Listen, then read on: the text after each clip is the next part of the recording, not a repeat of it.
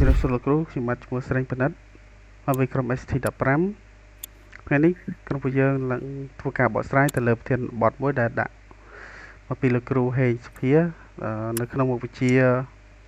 Ethics and Law of IT ដែលប្រធានបទថ្ងៃនេះយើងនឹងធ្វើការបកស្រាយតាក់ទងជាមួយទៅនឹង IP in IT ដែល IP in IT នេះនៅក្នុងភាសាខ្មែរយើងមានន័យថាកម្មសិទ្ធិបញ្ញានៅក្នុងវិស័យព័ត៌មានវិទ្យាជាដំបូងខ្ញុំសូមបកស្រាយទៅលើអ្វីទៅជាកម្មសិទ្ធិបញ្ញាកម្មសិទ្ធិបញ្ញាគឺសំដៅទៅលើដល់ការបង្កើតថ្មីនៃបញ្ញានិងគំនិតប្រាជ្ញាស្មារតីរបស់មនុស្សរួមបញ្ចូលទាំងស្នាដៃសិល្បៈនិងកតកម្មកម្មវិធីកុំព្យូទ័រឧស្សាហកម្មជាមួយនឹងផ្លាកឬក៏ម៉ាកសញ្ញាផ្សេងៗហើយចំពោះកម្មសិទ្ធិបញ្ញានេះផងដែរវាត្រូវបានកកើតឡើងនៅក្នុងទសវត្សរ៍ទី60និង70ដែលនៅក្នុងប្រទេសកម្ពុជារបស់យើងកម្មសិទ្ធិបញ្ញាដែលយើងនិយាយនេះតែវាពាក់ព័ន្ធទៅនឹងការការពារដូចមាន5ចំណុចទី1ការការពារទៅលើការ copyright ទី2លើការបានបាត់តង់ហើយទី3តកតងជាមួយនឹងម៉ាកផ្លាកជាហើយផ្សេងៗហើយទី4ជាមួយនឹងការការពារលើការសម្ងាត់ទៅលើបុគ្គលឬក៏តកតងជាមួយស្ថាប័នឯផ្សេងៗហើយចំណុចទី5គឺតកតងជាមួយនឹងការរកឃើញឬក៏ពុំគំរូអ្វីមួយដែលយើងជាអ្នកបង្កើតឡើងអញ្ចឹងដើម្បីឲ្យចំណុចរបស់យើងនេះបកស្រាយកាន់តែល្អខ្ញុំសូមអគុណវត្តធ្វើការបកស្រាយតកតងជាមួយនឹងប្រភេទនៃ IT បាទអរគុណលោកប៉និតសម្រាប់ការផ្ដល់ឱកាសមួយនេះហើយជាដំបូងឡើយខ្ញុំសូមជម្រាបសួរលោកគ្រូនិងស្វាគមន៍ប្រិយមិត្តទាំងអស់គ្នាអញ្ចឹងនៅក្នុងថ្ងៃនេះដែរគឺខ្ញុំនឹងមកបកស្រាយឬក៏លើកយកប្រភេទ IP នៅក្នុងវិស័យ IT យកមកជជែកគ្នាតែក្នុងនេះយើងមាន copyright បតង់ trademark trade secret utility ប្រដៅមួយទៀតអញ្ចឹងខ្ញុំសូមនិយាយ copyright មុនចុះសិតថាហ្នឹងវា straightforward បន្តិច copyright ឬក៏យើងប្រែជាខ្មែរថាសិទ្ធិអ្នកនិពន្ធហ្នឹងជាសិទ្ធិមួយដែលផ្ដល់ឲ្យដោយច្បាប់ដែលច្បាប់ហ្នឹងគឺនៅ under country ហើយ country នៅ under World Organization មួយហៅថា WIPO ឬក៏ World Intellectual Property Organization អញ្ចឹងប្រទេសដែលស្ថិតនៅ under WIPO ហ្នឹងរួមទាំងប្រទេសយើងផងដែរគឺសិទ្ធិ recognize ថា copyright វាមានតម្លៃយើងសិទ្ធិតែមានច្បាប់ copyright របស់យើងសិទ្ធិនឹងដែរគឺយើងប្រើប្រាស់ដើម្បីទៅការពារស្នាដៃដើមដោយយើងប្រើប្រាស់សកម្មភាពស្របច្បាប់ណាមួយដើម្បីទៅបង្ការស្នាដៃរបស់គាត់ហ្នឹងកុំឲ្យមានគេចម្លងដោយអត់មានការអនុញ្ញាតពីម្ចាស់ដើមឬក៏យល់ព្រមជាមុនពីម្ចាស់ដើមអញ្ចឹងឧទាហរណ៍ខ្លីៗមួយឧទាហរណ៍ថាយើងនៅក្នុងវិស័យ IT ហ្នឹងយើងសរសេរកូដសរសេរ web ចឹងសរសេរចប់អាម្ដុំហ្នឹងគេហៅថា source code យើង store នៅក្នុង repository របស់យើងឬក៏ store នៅណាមួយ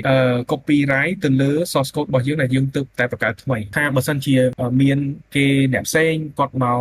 ចម្លងកូដយើងដូចគ្នាបែបបិទអញ្ចឹងយើងអាចប្រើប្រាស់ copyright ទៅប្តឹងគាត់បានឧទាហរណ៍មួយទៀតគឺរូបភាពឧទាហរណ៍ថាខ្ញុំជាអ្នកថតរូប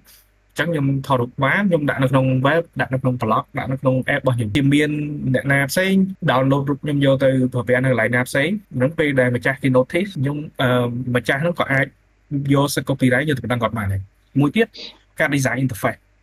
ហ្នឹងបើយើងនិយាយយើងធ្លាប់រៀន web ធ្លាប់រៀន mobile app អីចឹងយើងដឹងថាក្នុងនោះវា interface មួយឬក៏អាផ្ទៃចុចនេះហ្នឹងសិតតែត្រូវបាន design អត់ចឹងអានេះជាគំនិតរបស់យើងត្រូវដាក់អក្សរនេះទៅនេះត្រូវដាក់ logo នេះមិនចឹងណាចឹងជាមាន app ឬក៏ web មួយទៀតចេញមក interface ដូចគ្នាហ្មងដូចគ្នាបែបបិទសង្កត់ថាអាច recognize ថាwebsite ថៅប៉ៅរបស់យើងចឹងណាចឹងយើងអាចមានសិទ្ធិ copyright ដល់ក្នុងការប្រដៅដែរចំណុចទី2នោះគឺបតង់ឬក៏ patent ឬក៏ភាសាខ្មែរយើងហៅថាប្រកាសនីយបត្របកកម្មបតង់ឥឡូវយើងនិយាយថាបតង់ចុះយើងនិយាយភាសាខ្មែរភាសាវាវែងហើយពិបាកអានបន្តិចអញ្ចឹងអាហ្នឹងជា certificate ឬក៏វិញ្ញាបនបត្រមួយឬក៏ license មួយដែលផ្ដល់ឲ្យតែច្បាប់ហើយដើម្បីការពារតកកម្មឬក៏ logic ឬក៏និយាយមកឲ្យខ្លីថា certificate មួយហ្នឹងគឺយើងយកទៅការពាររបបកំណើតថ្មីរបស់យើងតកកម្មគឺជាឬក៏ logic ហ្នឹងគឺជាគំនិតរបស់តកកដែលយើងយកទៅប្រើប្រាស់ដើម្បីធ្វើជាដំណោះស្រាយសម្រាប់បញ្ហាណាមួយនៅក្នុងវិស័យបច្ចេកវិទ្យាឬក៏ក្នុងវិស័យ IT បើយើងនិយាយបំបត្តិឲ្យខ្លីទៅ copyright ហើយនឹងបតង់ copyright តាក់ទងទៅនឹង original work បតង់តាក់ទងទៅនឹងរបបកំណើតថ្មីបើយើងនិយាយទៅវានៃវាស្តៀងគ្នាមែនទេបើ original work យើងជាអ្នកបញ្ចេញគំនិតថ្មីដែលគំនិតហ្នឹងអត់ទាន់ exist ពីមុនឡើយប៉ុន្តែ សម្រាប់បតង់គឺវាការពារទៅលើរបបអង្គថ្មីអាហ្នឹងរបបអង្គថ្មីក៏ដូចថាអត់ទាន់មានរឿងទៅថាបតង់វិធីសាស្ត្រដើម្បី encrypt code វិធីសាស្ត្រដើម្បី zip នេះហ្នឹងអត់ទាន់មានអ្នកហៅឃើញហ្នឹងវាស្តៀងគ្នាប៉ុន្តែ yes yes វាស្វ័យថាវាស្តៀងគ្នាមែនអាហ្នឹងក៏ជាអីដែលខ្ញុំធ្លាប់ច្រឡំគ្នាពេលដែលខ្ញុំអានវាដែរប៉ុន្តែពេលដែលខ្ញុំអានវាចឡើងទៅវាខុសគ្នាវាមាន3ចំណុចខុសគ្នាសំខាន់វាជាបើនិយាយពី copyright សិទ្ធិអ្នកនិពន្ធហ្នឹង apply ទៅលើស្នាដៃណាដែលគាត់បង្កើតឡើងខ្លួនគាត់អត់មានទៅ copy ឬក៏ចម្លងពីអ្នកគេម្នាក់ឯងប៉ុន្តែសម្រាប់បតង់វិញត្រូវតែជារបស់អង្គថ្មីដែលអត់ធ្លាប់មានពីមុនមកឧទាហរណ៍ copyright ដូចនឹងធ្លាប់និយាយ design យើង copy ទៅយើងមានសិទ្ធិ copyright តែដឹងគេមិនប៉ុន្តែបតង់ជារបស់អង្គថ្មីដែលអត់ធ្លាប់មានពីមុនមកឧទាហរណ៍ដូចជាWinRAR បាច់និយាយអា .RAR file ពីក្រោយហ្នឹងយើងខ្ចប់ដូចថា file សរុប 10G ហ្នឹងដល់ពេលយើង zip វាទៅវាសល់ប្រហែលសល់ 2G សល់ 4G អញ្ចឹងវា save space ត្រង់ហ្នឹងអាហ្នឹងសិតតែប្រើ algorithm ហ្នឹងមែនទេយេអាហ្នឹងដំណោះស្រាយក្នុងការ compress file យេដំណោះស្រាយក្នុងការ compress file ដំណោះស្រាយក្នុងការសម្អាតទិន្នន័យសម្អាតនេះដូច Google អីអញ្ចឹងគេសិតតែមាន algorithm របស់គេមែនទេអាហ្នឹងសិតតែជារបបមួយថ្មីណាអញ្ចឹងយេមួយទៀតគឺ copyright គឺវា apply ទៅលើស្នាដៃដែលគាត់បង្កើតឡើងភ្លាមអញ្ចឹង copyright ហ្នឹងវា effective នៅលើ work របស់គាត់ភ្លាមប៉ុន្តែសម្រាប់បតង់គឺអត់ទេយើងទៅ copyright យើងបង្កើតអី original ហើយវា apply ទៅលើហ្នឹងទាំងអស់បើមិនជាយើងនៅក្នុងប្រទេសដែលនៅក្នុងអង្គការវិពោហ្នឹងប៉ុន្តែសម្រាប់បតង់វិញគឺយើងត្រូវចុះបញ្ជីនៅតាមប្រទេសមួយនៅតាមក្រសួងរបស់យើងហ្នឹងយើងត្រូវការចុះបញ្ជីខុសគ្នា copyright មានអូតូបតង់ត្រូវការទៅ register ឬក៏ទៅបញ្ចុះបញ្ជីហើយចំណុចទី3សំខាន់គេបើនិយាយពី copyright ស្នាដៃវាអាចមានដូចគ្នាគេថាខ្ញុំគិត A សាពេលភាគី B ម្នាក់ទៀតគេគិតឃើញ A យ៉ាងដែរអញ្ចឹងណាអត់ណានិយាយទៅមនុស្សពីរនាក់ហ្នឹងបាញ់ព្រួយទៅគំនិតចូលគ្នាតែមួយប៉ុន្តែវិធីដែលគាត់បង្កើតអានឹងមកមិនគឺអត់ដឹងទេ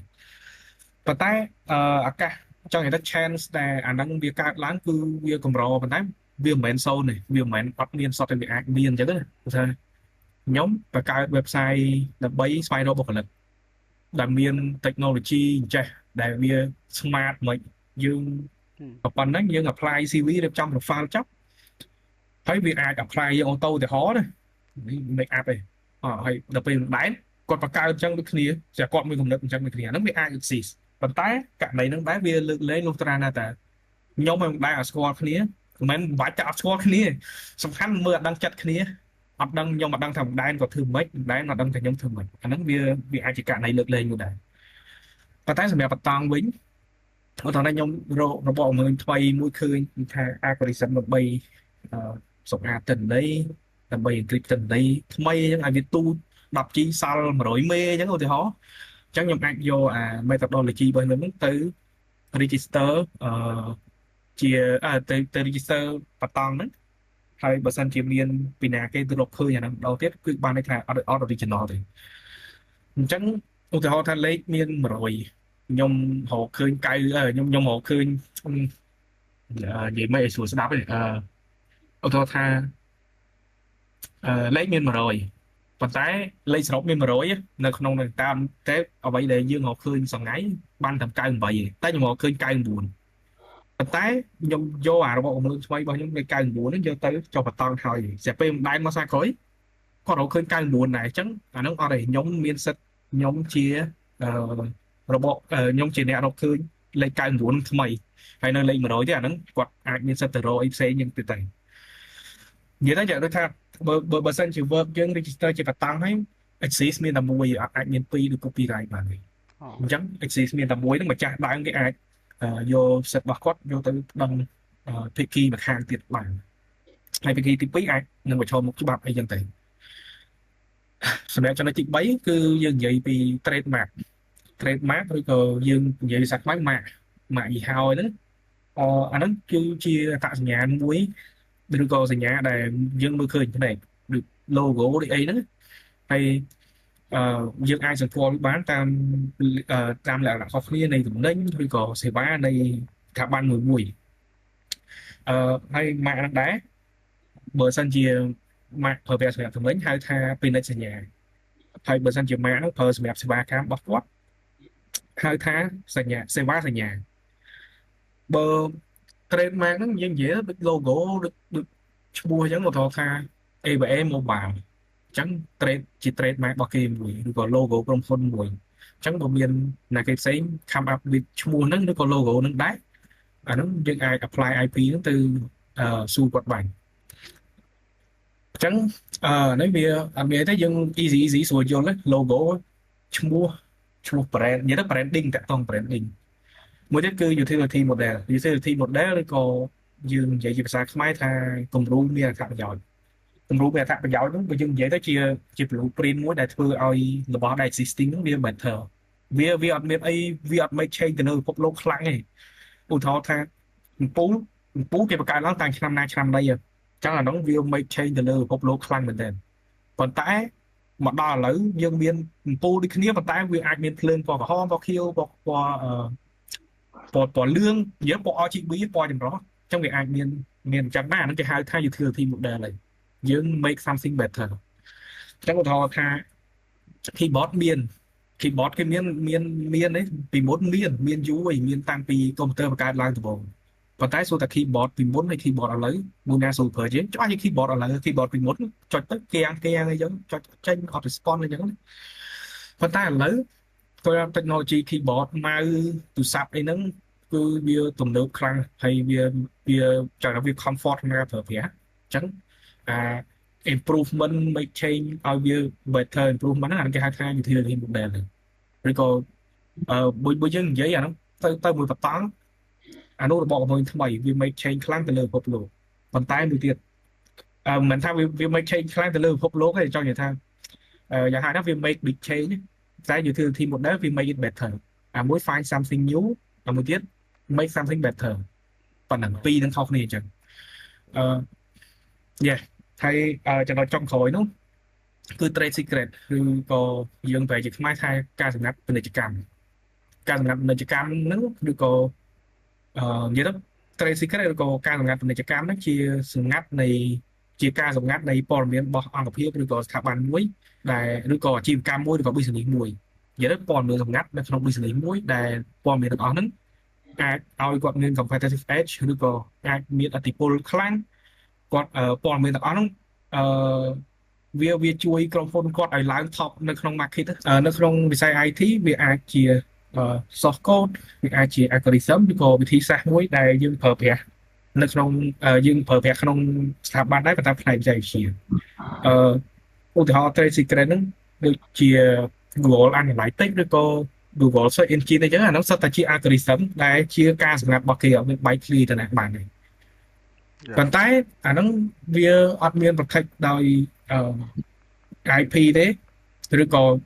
និយាយទៅអា trade secret ហ្នឹងគឺគាត់ត្រូវការពារខ្លួនឯងអត់មានយកទៅ register អត់មានយកទៅអីបានទេប៉ុន្តែស្ថាប័នមួយវាគេអាចមានប៉ុន្តែស្ថាប័នមួយគេអាចមានវិធីសាស្ត្រមួយចំនួនដែល picture នោះគឺទី1គឺកំណត់សិទ្ធិនៃការប្រើប្រាស់ឬក៏ access control ឬក៏យើងហៅថា role based access control ធម្មតានៅក្នុងស្ថាប័នមួយធំអញ្ចឹង user internal system ឬក៏នេះអញ្ចឹងគឺសិតតែត្រូវមាន access control ទាំងអស់មិនអាចឧទាហរណ៍ថា feature 100អញ្ចឹងបុគ្គលិកក្នុងនេះ 100000 នាក់ត្រូវតែ access feature នោះបានទាំង100ឯងអញ្ចឹងគេអាចកំណត់មួយចំនួនតូចឲ្យប្រើបានប៉ុណ្ណេះមួយចំនួនតូចនេះប្រើបានប៉ុណ្ណេះហ្នឹង access control អាហ្នឹងបើយើងនិយាយទៅអាចថា code repo ឬថា developer 100 នាក់អញ្ចឹង code repo មួយអញ្ចឹង10 នាក់នេះមានសិទ្ធិអីខ្លះទៅលើ repo មួយហ្នឹង10 នាក់ទៀតមានសិទ្ធិអីខ្លះទៅលើ repo មួយហ្នឹង management គាត់មានសិទ្ធិធំជាងគេចឹងឧទាហរណ៍មួយទៀតវិធីមួយទៀតដែលស្ថាប័នគាត់និយាយទៅវា most common way ដែលស្ថាប័នគាត់ប្រើប្រាស់គឺយើងមានជាកងត្រា NDA នៅពេលចុះកងត្រាម្ដងភាគច្រើនស្ថាប័នគឺគាត់មានអាកណ្ដាល NDA ឬក៏ non disclosure agreement អអញ្ចឹង non disclosure agreement ហ្នឹងមកតាមនេះទៅវានៅក្នុងกระดาษហ្នឹងគេ list ថាភាគីទី3អឺมันអាចធ្វើចេះមួយចុះមួយភាគីទី3មិនត្រូវតែការពារចេះមួយចុះមួយហើយចុចទៅក្រុមទៅយើងសញ្ញេអញ្ចឹងចាហ្នឹងវាជាផាតមួយនៃការសញ្ញេកុងត្រាជាមួយនឹងស្ថាប័នធំនិយាយទៅស្ថាប័នធំឲ្យតែមានកระดาษកុងត្រាគឺវាសិតតែត្រូវមាន NDA ទាំងអស់មិនខ្ញុំអាចថាបានដែរប៉ុន្តែដូចជាស្ថាប័នធំដូចជាពេលដែលគេរើសបុគ្គលិកអីដងអញ្ចឹងពេលដែលបុគ្គលិកនឹងជាប់ហើយគេទៅសញ្ញាកុងត្រាអញ្ចឹងគេមាន NDA នឹងមួយគេមានកระดาษ NDA នឹងមួយឲ្យគាត់រៀបទៅសញ្ញាមួយទៀតការប្រើប្រាស់ពាក្យឬក៏ស្លាកសញ្ញា confidential នៅលើចុងกระดาษនៅក្នុងកុងត្រានៅក្នុងกระดาษហ្នឹងតើកាលណា contain ព័ត៌មានដែលរសើបឬក៏ព័ត៌មានដែល sensitive ឬក៏ព័ត៌មានសម្ងាត់និយាយខ្លីអញ្ចឹងគេត្រូវតែមកពាក្យថា confidential អាចជាពណ៌ឲ្យមួយ electro លើកណ្ដាលក៏ធម្មតាវានិយាយពីឯកសារយើងវាសខ្មៅទេធម្មតាសខ្មៅអញ្ចឹងគេអាចដាក់ស្លាក confidential នៅពណ៌បៃតងពណ៌ទឹកក្រូចឬក៏ពណ៌លឿងអីចឹងតាមនឹងឲ្យវា electro ទៅដល់ពេលអ្នកនិយាយមកគេគ្រាន់តែបើកមកปุ๊បគេឃើញហ៎ព័ត៌មានហ្នឹងជាព័ត៌មានសម្ងាត់អញ្ចឹងត្រូវដឹងតែភាគីទី3ហើយនឹងស្ថាប័នប៉ុណ្ណឹងឯងហើយអាហ្នឹងក៏អាច apply ទៅលើ technical document ដែរ technical document ជា document ចែកទេសមួយដែលបើគេថាជា guideline មួយក្នុងការប្រើ system ក៏អាចជាអីផ្សេងនៅក្នុងស្ថាប័នហ្នឹងទៅគេអាច mark confidential នោះនៅចំកណ្ដាលហ្នឹងឯងអញ្ចឹងមាន case មួយទៀតដែរដោយសារតែ trade secret ហ្នឹងវាអត់ត្រូវបានចុះបញ្ជីឬក៏ protected ដែរអីទេអញ្ចឹងក្នុង in case ថាបើសិនជា trade secret ឬក៏ព័ត៌មានសម្ងាត់ពាណិជ្ជកម្មហ្នឹងត្រូវបានបែកធ្លាយព័ត៌មានហ្នឹងនឹងត្រូវបាត់បង់អូតូឲ្យព្រោះដោយសារវាធ្លាយទៅបាត់ហើយព័ត៌មានទាំងអស់ហ្នឹងអត់មានត្រូវបានការពារទៅប្តឹងទៅអីបើថាប្តឹងអាចដែរមិនមែនអាចវា possible ហើយវាត្រូវតែ yes ត្រូវតែក្រុមហ៊ុនត្រូវប្តឹងអ្នកដែលធ្វើឲ្យបែកធ្លាយហ្នឹងឯងហ្នឹងក្នុង in case ថាបើសិនជាព័ត៌មានសម្ងាត់ហ្នឹងត្រូវបានបែកធ្លាយអញ្ចឹងដោយសារតែ trade secret ហ្នឹងគឺអត់មានត្រូវបែរ register អីទេគឺស្ថាប័នគាត់ត្រូវ enforce restrict ការពារខ្លួនគាត់បើសិនជាព័ត៌មានទាំងអស់ហ្នឹងត្រូវបានបែកធ្លាយអញ្ចឹងវាត្រូវបានបាត់បង់ forever ហើយអីដែលគាត់អាចធ្វើបានគឺអាចប្តឹងឬក៏ចាត់វិធានការអីអាហ្នឹងតាម compliance តាម regulator របស់គាត់អីចឹងណាបាទចំណុចរបស់ខ្ញុំគឺមានតែប៉ុណ្្នឹងទេហើយអ្នកទាំងអស់គ្នាអាចមានសំណួរទេមិនដែរទៅលើការបែកធ្លាយឬក៏ trade secret ហ្នឹងអាហ្នឹងក្រុមហ៊ុនគួរតែមានយន្តការពារបន្ថែមទៀតឬក៏ទៅលើបុគ្គលឬក៏បុគ្គលិកដែរមិញនេះគុណវត្តឯងនិយាយមកដូចបានច្រើនដែរមិនដែរតកតងទៅលើការ access control តកតងទៅលើ NDA confidential ចុះបើសិនជាករណីហ្នឹងវានៅតែបែកធ្លាយតើក្រុមហ៊ុនហ្នឹងនឹងមានយន្តការពារបន្ថែមឬក៏មានធីសាឬក៏ត្រូវធ្វើម៉េចជាមួយនឹងអ្នកដែលធ្វើឲ្យបែកធ្លាយអញ្ចឹងឬក៏ត្រូវធ្វើអង្កេតបន្ថែមទៀតអត់ព្រោះថាយើងដឹងស្រាប់ហើយថាការងារហ្នឹងនៅពេលដែលវាមិនទាន់ចុះបញ្ជីមិញកូនบอกឯងថាការងារហ្នឹងនៅពេលដែលមិនទាន់ចុះបញ្ជីមានន័យថាហ្នឹងនៅពេលបែកធ្លាយហ្នឹងហើយនៅពេលដែលបែកធ្លាយគឺអូតូម៉ាទិកគឺបាត់បង់ការពារដោយសារប្រវត្តិអញ្ចឹងតែហ្នឹងយើងមានអ្នកដែលប្រព្រឹត្តអាហ្នឹងវាអាចមានលទ្ធផលបែបម៉េចនៅពេលដែលធ្វើរឿងអញ្ចឹងទីមួយនិយាយសាមញ្ញទៅគឺគាត់ blacklist នៅក្នុងស្ថាប័នហ្នឹងឬក៏គាត់ blacklist នៅក្នុង industry មួយគាត់ថាក្នុង finance អញ្ចឹងឬក្នុង banking គាត់ blacklist នៅក្នុងវិស័យមួយហ្នឹងអញ្ចឹងណាថាគាត់ប្រឈមនឹងការ terminate ហ្នឹង100%ហ្មងថា100% case មួយទៀតគឺគាត់ត្រូវប្រឈមមុខច្បាប់ឬក៏អាចជាទារសំណងជាប់ពន្ធនាគារអញ្ចឹងអាហ្នឹង in case ថាព្រោះហ្នឹងជាក្រែមមួយព្រោះអាហ្នឹងជាចង់និយាយទៅជា criminal និយាយទៅគាត់ violate policy ក្រុមហ៊ុននេះអញ្ចឹងគាត់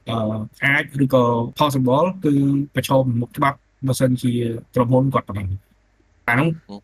case ដែលកើតឡើងពីច្រើនវាសិតតែអញ្ចឹងទាំងអស់មែនទេបែកធ្លាយដឹងថាប្រឈមមុខនឹងច្បាប់ហើយ yes ហើយមួយទៀតដើម្បីឲ្យស្ថាប័នហ្នឹងរឿង enforce trade និយាយទៅ enforce កុំឲ្យមាន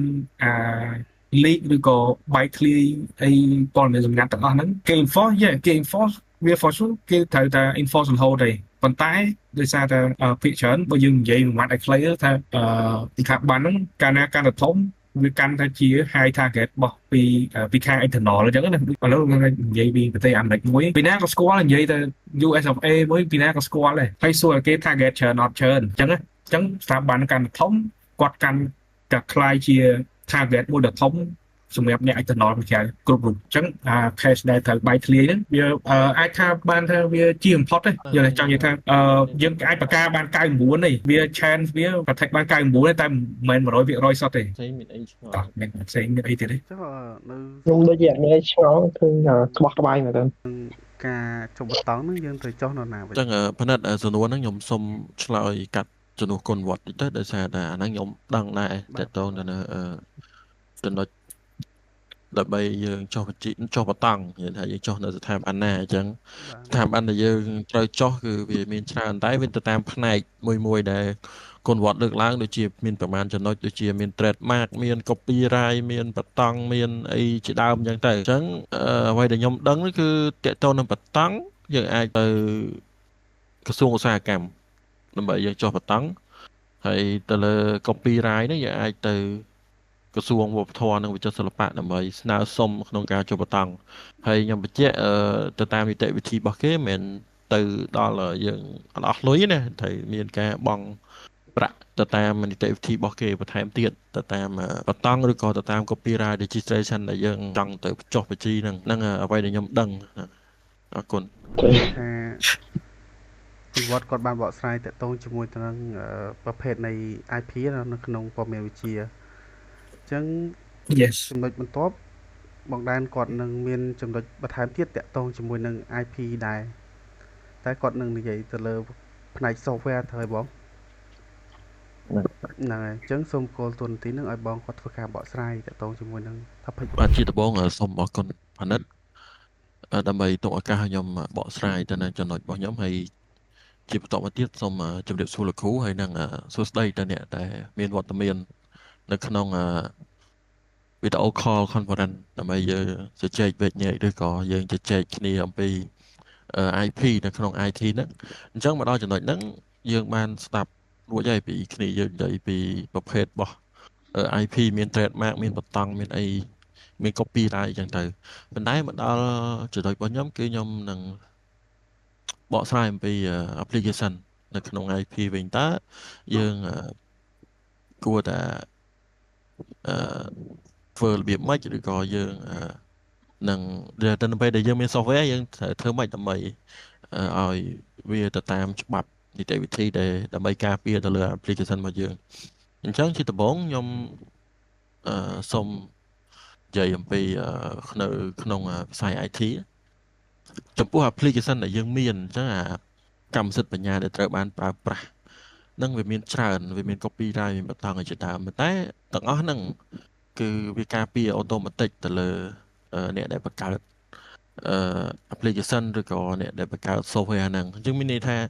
រាល់ការពារ automatic ហ្នឹងគឺមានន័យថាគឺលើកទឹកចិត្តដល់អ្នកដែលបានបង្កើតដល់អ្នកដែល design UI ដល់អ្នកបង្កើត mobile app ហ្នឹងដើម្បីគាត់មានទឹកចិត្តក្នុងការធ្វើទៀតឧទាហរណ៍ថាបើសិនជាយើងអត់ប្រើច្បាប់ឬក៏ IP ហ្នឹងទៅ implement ទេមានន័យថាជិបប្រាក់អ្នកដែលមានទឹកចិត្តក្នុងការបង្កើតថ្មីគាត់បង្កើតទៅអីបើបង្កើតហើយមានគេយកទៅប្រើដោយជាលក្ខណៈជាសាធារណៈអញ្ចឹងណាអត់បានផលប្រយោជន៍គាត់ទេពេលខ្លះដូចយើងនិយាយភាសាសាមញ្ញណាពេលខ្លះ developer ត្រូវការអង្គដែរអញ្ចឹងណាអញ្ចឹងចំណុច3ដែលខ្ញុំលើកឧទាហរណ៍ឲ្យអ្នកទាំងអស់គ្នាស្ដាប់គឺទី1គឺមានផ្នែកទៅលើ computer software ដែលយើងហៅថាពីច្រើនគេហៅថា computer science ឬក៏ computer software ដើម្បីមានន័យថាដូចជាកម្មវិធីដែលប្រើនៅក្នុង computer ហើយមួយទៀតគឺយើងពេញនិយមសប្តាហ៍ថ្ងៃដែរគឺ mobile application ដែលភាគច្រើនគេអ្នកខ្លះគេនិយាយពី app នៅក្នុងទូរស័ព្ទមាននេះមាននោះអីចឹងទៅដូចយើងលើកឧទាហរណ៍ថាអ្នកខ្លះបើនិយាយថាទូទៅបើយើងនិយាយ mobile application ទៅមនុស្សទូទៅអាហ្នឹងគាត់ប្រកាសជាឆ្ងល់ទៅអីគេអាហ្នឹងតែបើនិយាយពីបើជំនាន់បងគឺកម្មវិធី360ហ្នឹងអាហ្នឹងគេក៏ស្គាល់ដែរថាហ្នឹងជា app អីចឹងណាថតរូបថតអីចឹងទៅណា Music 12អាហ្នឹងគេស្គាល់ច្រើនជាងអញ្ចឹងមួយទៀត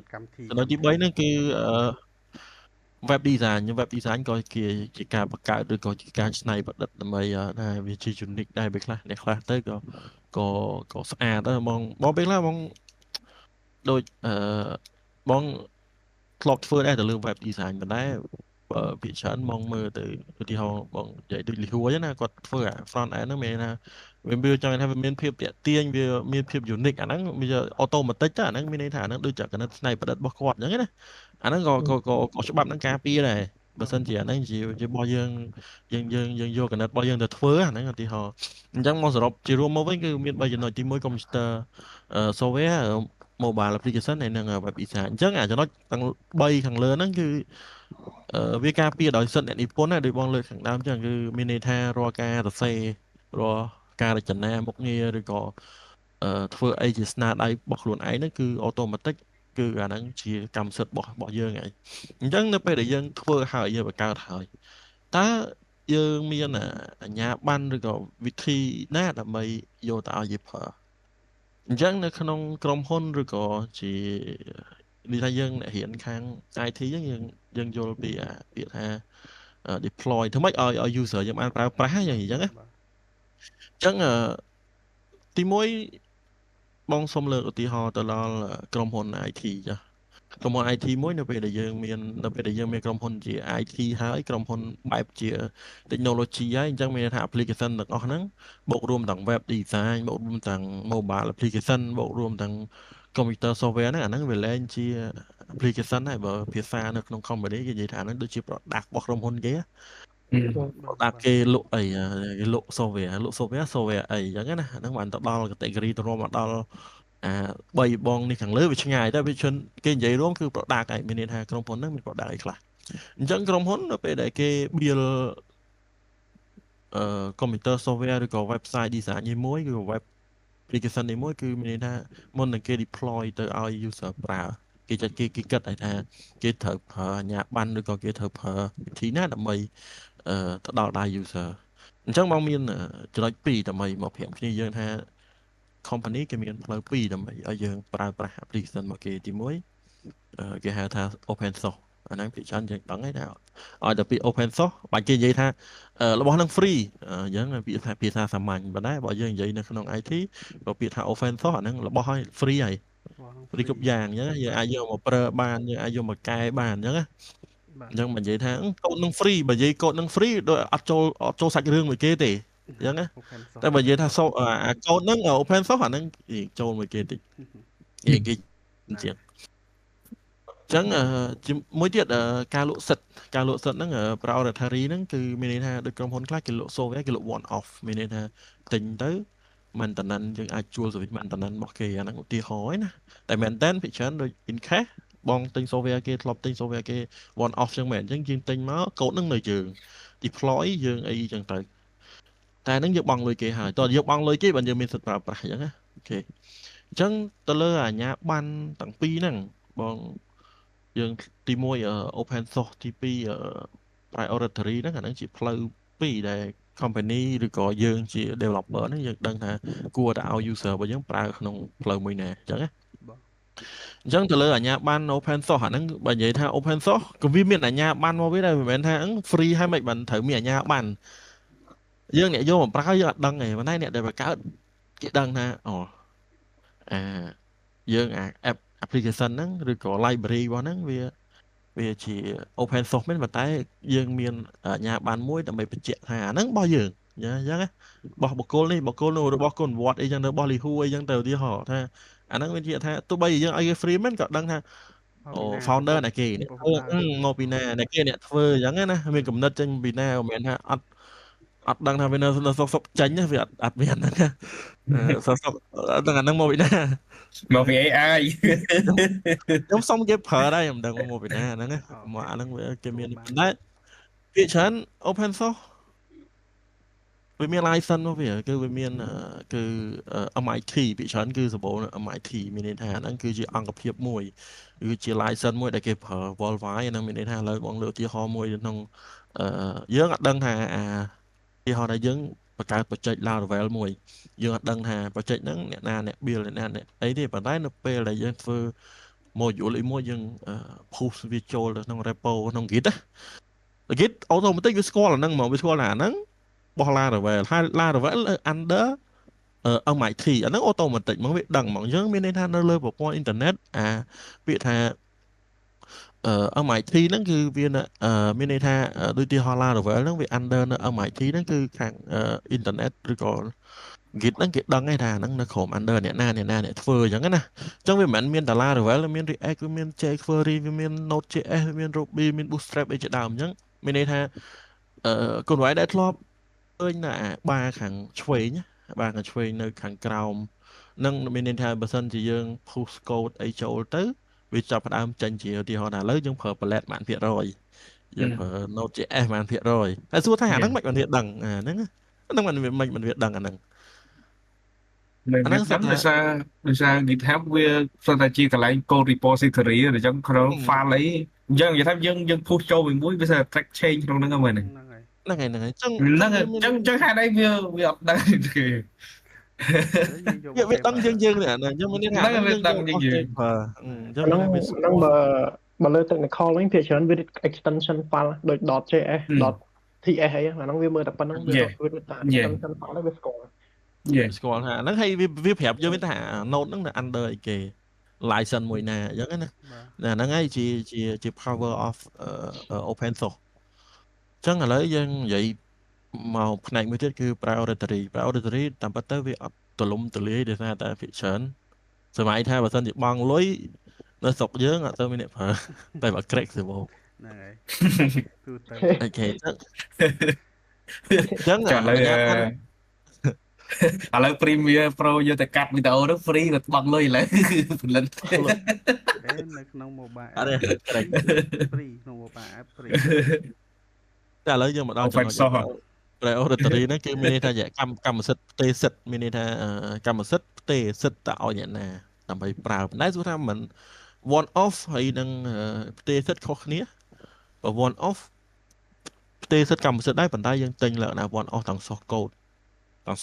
ទាំងមានន័យថា code algorithm អីគឺ file ហ្នឹងមកលើយើងបងអញ្ចឹងតែបើផ្ទេរសិទ្ធិគេហៅថាភាគច្រើនយើងនិយាយទីហោថារាល់ថ្ងៃយើងទាំងអស់គ្នាដឹងស្រាប់ហើយថាយើងមាន Microsoft Office ត្រូវឲ្យយើងប្រើ Office ទាំងអស់គ្នាត្រូវហើយ Microsoft Windows ទៅបីជាអត់ប្រើ Microsoft ក៏យើងប្រើ10អញ្ចឹងមានន័យថាអស់ហ្នឹងគឺគេលក់ជាលក្ខណៈ license មានន័យថាយើងទិញ license គេមកប្រើអញ្ចឹងអា priority នេះមានន័យថាបង់លុយគេហើយបើយើងបាន license មកយកមកប្រើអាហ្នឹងមានន័យថាបង់លុយហើយបានប្រើហ្នឹងហើយជាផ្លូវមួយដែលថាផ្គត់ផ្គង់អង្គទៅខាង developer ដែរហ្នឹងណាអាហ្នឹងទូទៅគឺនៃរបស់កម្មសិទ្ធិផ្ទេរសិទ្ធិហ្នឹងគឺប៉ុណ្ណឹងអញ្ចឹងមានន័យថាយើងទិញ license គេយកមកប្រើតែបើអត់ទិញមានន័យថាវាពិបាកក្នុងការប្រើប៉ុន្តែឥឡូវភាគច្រើនយើងចំណាំមើលថាឥឡូវតាំងពី Office Microsoft Windows ឥឡូវសិតតែ license ទាំងអស់ទៅហើយយ៉ាបងអត់ដូចមុនទេតែខ្ញុំឆ្ងល់ខ្ញុំនេះមួយត្រង់ថា software crack ហើយ software license វាបើតាំងណិតញោ software crack ធម្មតា crack by individual មែនទេដូចថាខ្ញុំជា hacker អញ្ចឹងខ្ញុំ crack software ហ្នឹងបានដែរតែសួរថាខ្ញុំ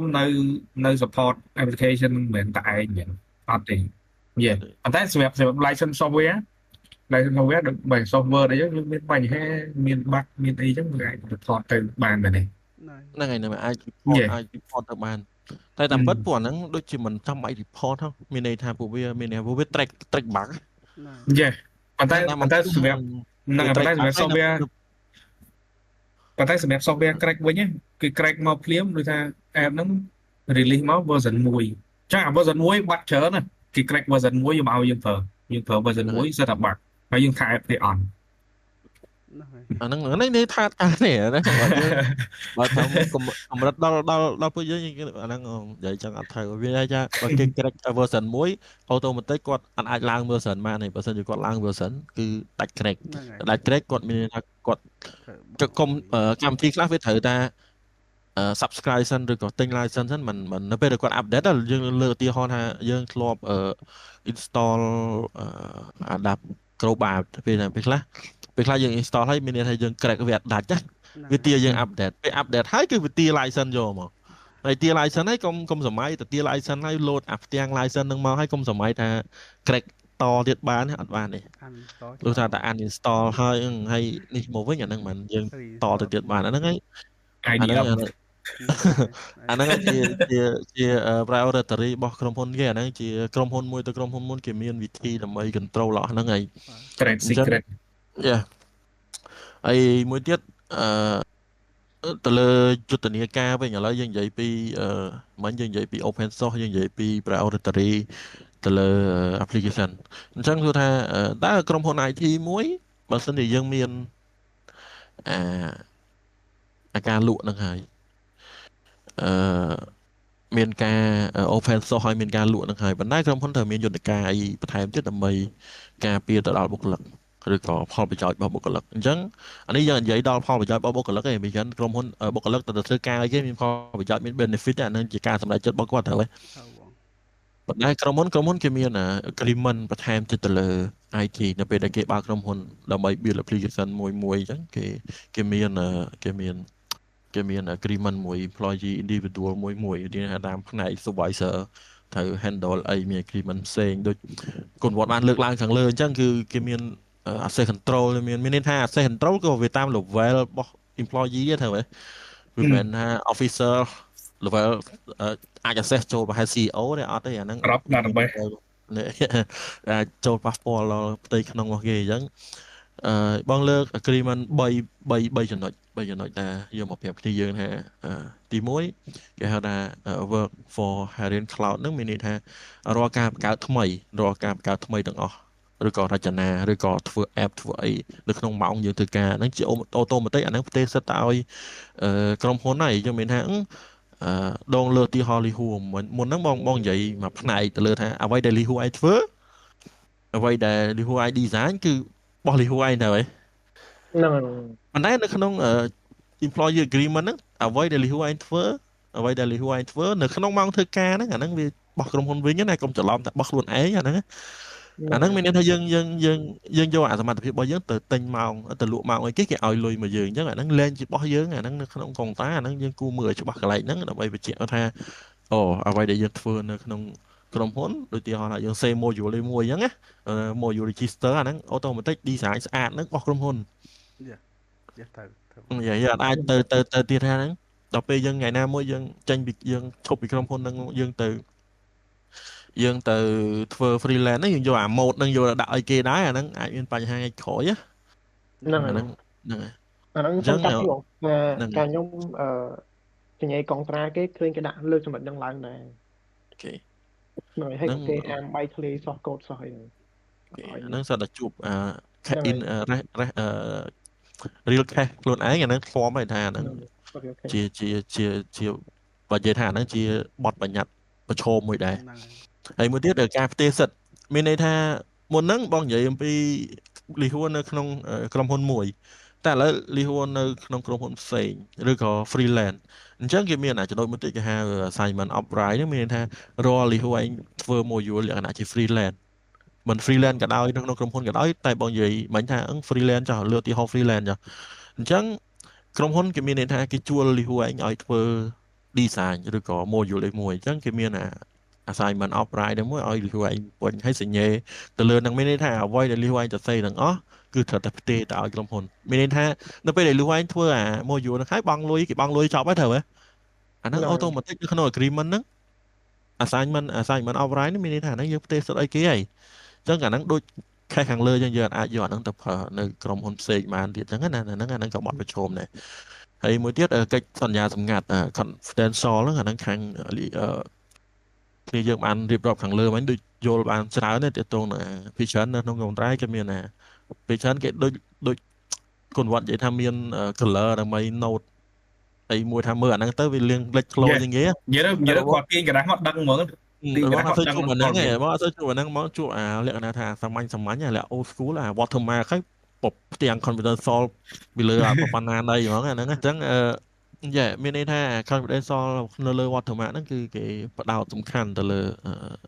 red script ដែលដូចគេយើងបានលើកខាងលើទាក់ទងលើ code algorithm customer profile មានថាអាហ្នឹងគឺដូចនិយាយអញ្ចឹងវាអាចមានបទបញ្ញត្តិឬក៏មានច្បាប់ការពារហើយក៏មានច្បាប់ការពារម្ចាស់មានច្បាប់ដាក់ទោសទៅលើអ្នកដែលប្រព្រឹត្តខុសអញ្ចឹងណាអញ្ចឹងតាកតងនឹងក្នុងពេលធ្វើការក្រោយពេលធ្វើការនៅក្នុងចំណុចបោះចប់នៅក្នុងចំណុចបោះចប់ employee agreement ហ្នឹងគេមានចំណុច confidential ហ្នឹងហើយមានន័យថារាល់ចំណុចប្រមាណមានថា code algorithm customer profile customer ID customer និយាយទៅឲ្យតែ customer profile គឺអាចបែកធ្លាយបានអញ្ចឹងมันបញ្ជាក់ថាចេះទេមានន័យมันនៅក្នុងពេលវេលាណាមួយទេគឺគ្រប់ពេលវេលាណាក្នុងអំឡុងពេលធ្វើការក៏គេអាចឲ្យបែកធ្លាយក្រោយពេលយើងឈប់ក៏គេអាចបែកធ្លាយដែរចឹងអាហ្នឹងបើសិនជាបែកធ្លាយអាហ្នឹងដូចគ្នាយើងបានលើកខាងលើអញ្ចឹងគឺវាអាចប្រឈមនឹងមុខច្បាប់អីចឹងទៅគេអាចប្តឹងផ្ដាល់អីវែងឆ្ងាយទៀតហើយវាមាន threat script protection ដូចគ្នាយើងបានរៀបរាប់មាន control access មាន NDA ហ្នឹងស្រាប់តែយើងត្រូវដឹងហើយនៅពេលដែលយើងខ្លាចជា IT នៅយើងធ្វើការនៅក្នុងក្រុមហ៊ុន IT អាហ្នឹងយើងគួរតែប្រយ័ត្នប្រយែងយើងគួរតែមានអីដើម្បីដាក់ដឹងខ្លះមិនថាគេឲ្យសញ្ញេយកទៅសញ្ញេអាហ្នឹងណាអញ្ចឹងបងមានតែប៉ុណ្្នឹងហើយបងឯកសារដែលបងយកមកគឺអាចនិយាយឬក៏ប្រាប់ទៅគ្នាយើងមកប៉ុណ្្នឹងហើយមានកន្លែងណាឆ្ងល់បន្ថែមទៀតទេខ្ញុំអត់មានកន្លែងឆ្ងល់តែមានកន្លែងលើកឧទាហរណ៍មែនតើមកចឹងខ្ញុំធ្លាប់ធ្វើចែកអាហ្នឹងមកហ្នឹងហើយអាច share អាហ្នឹងបាន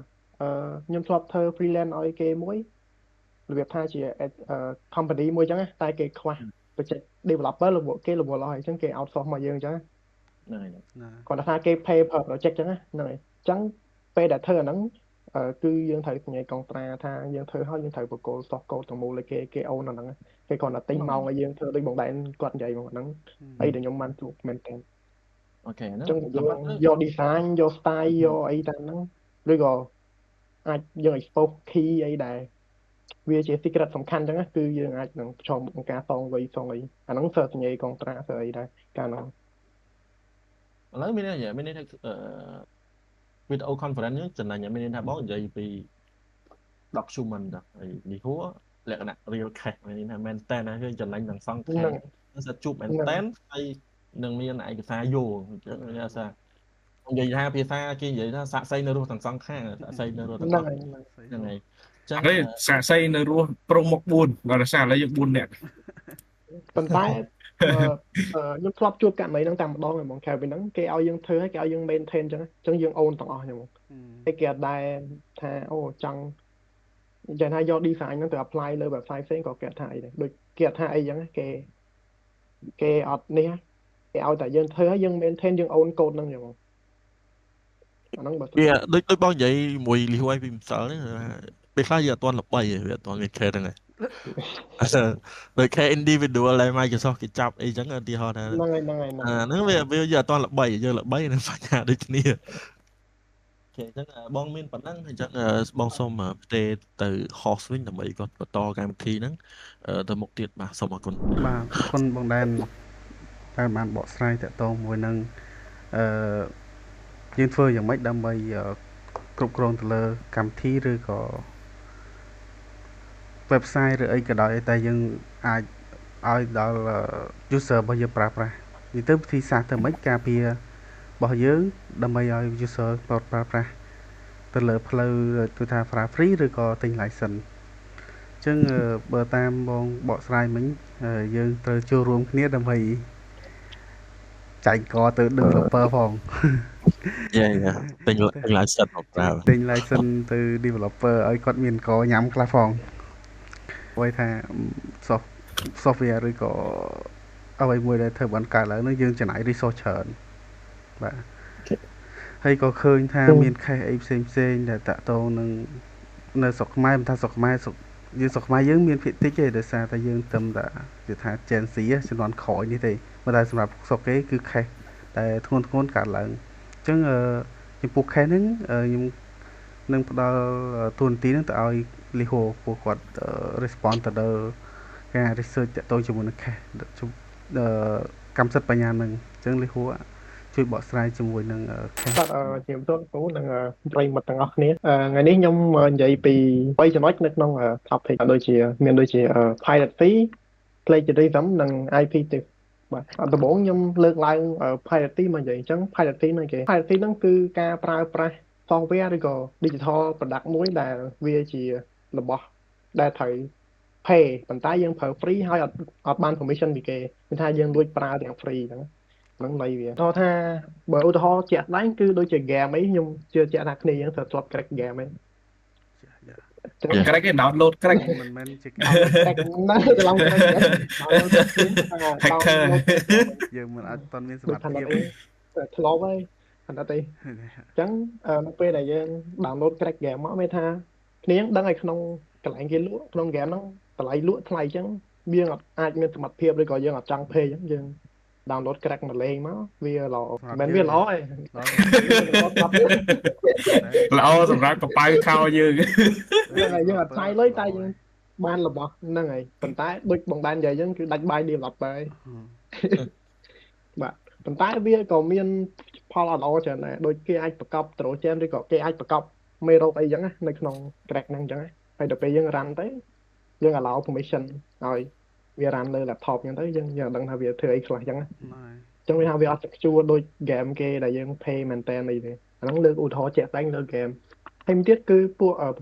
Adobe ឬក៏ Office អីចឹងណាដូច Word អីហ្នឹងក៏គេ crack ច្រើនដែរអាហ្នឹងយើងត្រូវតែដឹងហើយយើងត្រូវតែធ្លាប់ប្រើរបស់ crack ចឹងអញ្ចឹងអញ្ចឹងវាអាហ្នឹងវាជាការដូចវាជាវា illegal ដែរអញ្ចឹងណាវាខុសក្រមសីលធម៌ដែរមានថាគេខំចំណាយញើសឈាមគេទៅធ្វើឲ្យថតថា game មួយអញ្ចឹង game មួយបើមុំយ៉ាងហោចណាក៏បើតាមខ្ញុំជឿយ៉ាងហោចណាក៏6ខែដែរមិនមែនតិចទេដើម្បីឲ្យវា up and running ហើយវា smooth អញ្ចឹងណាអញ្ចឹងវាមិនតិចទេវាចំណាយ resource ចំណាយ developer អញ្ចឹងក្រុមហ៊ុនមួយគាត់តែចេញ game មួយ release game មួយហ្នឹងគឺត្រូវការ resource ច្រើនមែនតើហើយគាត់ចាយលុយច្រើនមែនតើដែលលក់ឲ្យយើងក្នុងតម្លៃមួយដែលក្រុមហ៊ុនហ្នឹងគិតថាសមរម្យទៅតែភាគច្រើនយើងនេះទេយើងអត់ pay ដើម្បី download ទេគឺយើង